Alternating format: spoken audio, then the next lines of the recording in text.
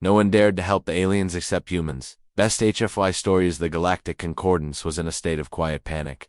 For generations, the Council had maintained a delicate peace. A web of treaties and trade agreements that bound thousands of star systems together. But now, a shadow was falling across the known galaxy, a threat that made even the most stoic and ancient races tremble. They were called the Vorlag, a civilization that seemed to exist only to consume.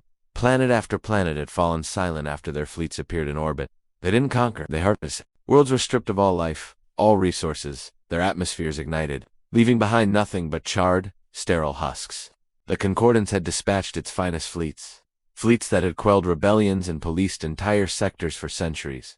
They were annihilated. The Vorlag ships were unlike anything they had ever encountered, seemingly immune to their energy weapons and kinetic strikes. A wave of despair washed over the galaxy.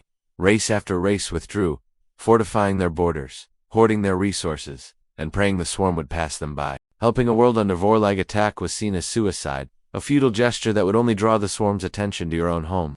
And then, they came for the Xylos. The Xylos were a peaceful avian species from a lush garden world, known for their beautiful songs that could resonate with the very fabric of space-time. They were artists, poets, and philosophers, not warriors. Their small defense fleet was obliterated in minutes.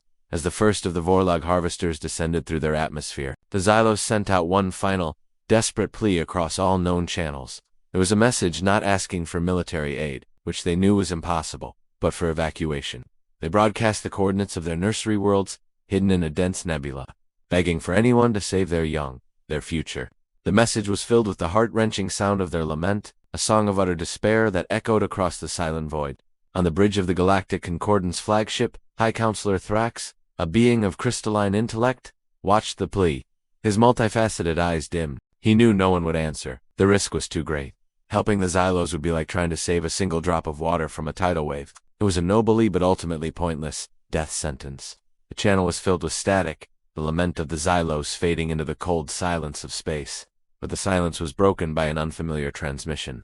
It was raw, unencrypted, and pulsed with a strange, chaotic energy. "This is Captain Eva Rostova of the Terran exploration vessel Odyssey. We read you, Xylos. We're on our way." The message sent a ripple of disbelief through the Terrans, the newcomers, the loud, messy, emotional primates from the Sol system. They were a junior member of the Concordance, a species barely a century out of their own solar system. Their technology was considered rudimentary, their ships clunky and inefficient compared to the sleek, elegant vessels of the Elder Rysas. What could they possibly hope to accomplish? Counselor Thrax watched the Terran ship's icon on the star chart. It was a single, tiny light, moving with reckless speed directly toward the Xylos system, a system now swarming with the red icons of the Vorlag fleet. It was by all logical metrics an act of sheer insanity. He opened a direct channel. "Captain Rostova, this is High Counselor Thrax. I must advise you to turn back immediately. You cannot possibly hope to face the Vorlag. You will be destroyed." The reply came back almost instantly, the captain's voice firm and laced with an emotion Thrax couldn't quite categorize. It wasn't arrogance, but a kind of grim determination. "With all due respect, Counselor, we're not going there to fight them. We're going to pick up the kids." There was a short pause. "Someone has to, and it looks like we're it." The line went dead. On the bridge of the Odyssey, the atmosphere was tense. Alarms blared as the ship dropped out of warp on the edge of the Xylos system. The view screen was a nightmare. The beautiful green and blue marble of Xylos was already scarred with fire, and the space around it was thick with the jagged, insectoid shapes of the Vorlag ships. "Helm, get us to those coordinates." "Max evasive maneuvers," Captain Rostova commanded, her knuckles white on her chair's armrests. "Shields too full. Divert auxiliary power. Engineering, I need every ounce of speed you can give me." Her first officer, a stoic Vulcan-like being named Kale, turned to her. "Captain, our chances of reaching the surface are less than 17%. The chances of escaping after are, statistically negligible." Ava looked at him, a faint, wry smile on her lips. "Never tell me the odds, Kale. Just keep us flying." What the Concordance didn't understand about humans was their unique approach to problem-solving, an approach born from a history of clawing their way up from the mud of their own world. They called it improvisation, or more colloquially, making it up as you go along. The Odyssey wasn't a warship. It was an exploration vessel, but it was packed with tools for surviving the unknown.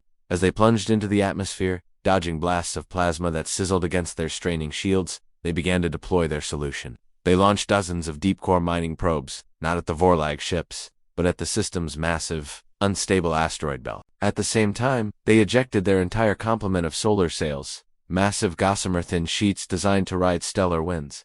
But they weren't using them for propulsion. Instead, they charged them with a massive static field. The effect was immediate and chaotic. The mining probes, armed with powerful kinetic charges, slammed into the asteroids, shattering them into millions of fragments.